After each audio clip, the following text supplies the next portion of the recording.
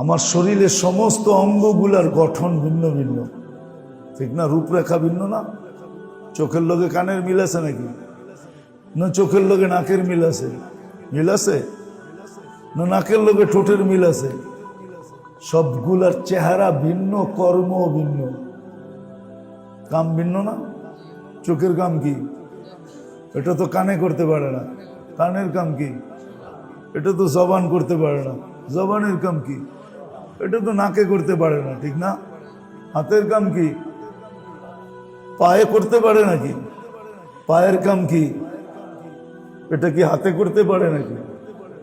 কেউ পারলেও বড় কষ্টে পারে, ঠিক না?